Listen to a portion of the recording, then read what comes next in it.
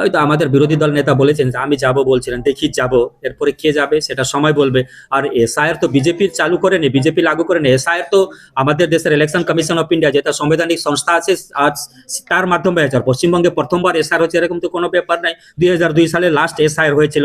আর শুধু পশ্চিমবঙ্গে হচ্ছে এরকম ব্যাপার নেই, পশ্চিমবঙ্গের সাথে সাথে আরো 12টা রাজ্যে এসআইআর হচ্ছে, সেখানে তো কোনো অসুবিধা নেই।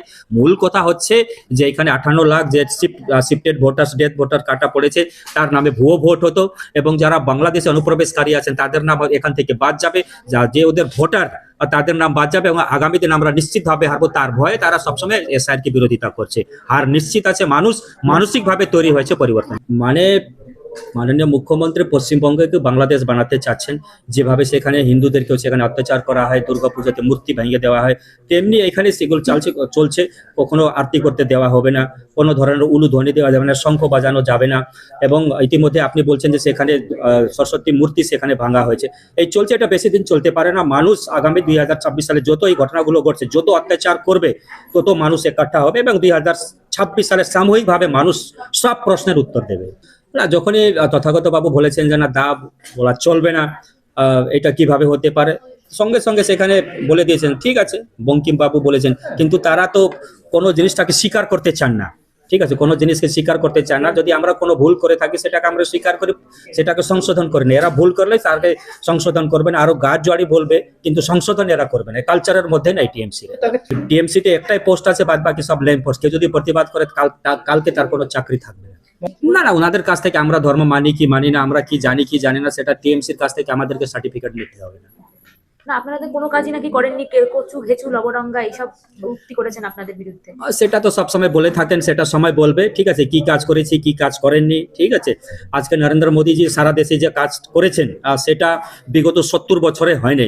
কিন্তু এখানে বিরোধী একটা সরকার রয়েছে, যে কেন্দ্র সরকার করবে তার উল্টো এখানে কাজ করবে। এখানে অনেক উন্নয়নমূলক কাজ হতে পারতো, রাজ্য সরকার কোনো প্রস্তাব দেয় না। আজকে এখানে শিল্প আসবে, কোনো প্রস্তাব নেই। নতুন কোনো 4 লেন 6 লেন 8 লেন রাস্তা হবে, কোনো পিডব্লিউডি মিনিস্টারকে কোনো প্রস্তাব নেই।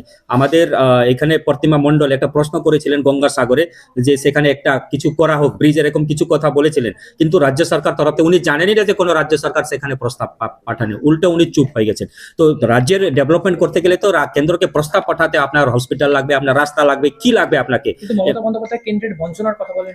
উনি তো কোনো প্রস্তাব শুধু বলার জন্য বলেন। রাজ্য সরকার এখানকার যারা লোক আছে, সাধারণ মানুষ, তাদেরকে মিসগাইড করার জন্য তারা বলে যায় না আমার বঞ্চনা। কিন্তু রাজ্য সরকার সবসময় বিজিবিএস করে, বেঙ্গল গ্লোবাল বিজনেস সামিট করে, কত শিল্প এসেছে আপনি কোনে দেখান না।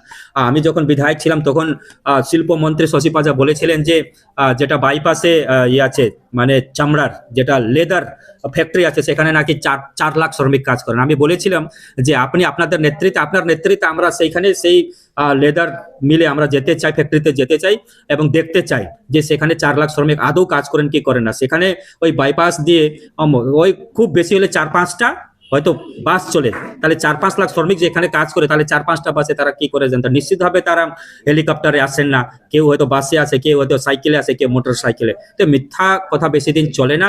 এই 15 বছর আপনি বলুন না কয়টা শিল্প এসেছে, সেখানে বেকার যুবতীদের কোনো কর্মসংস্থান।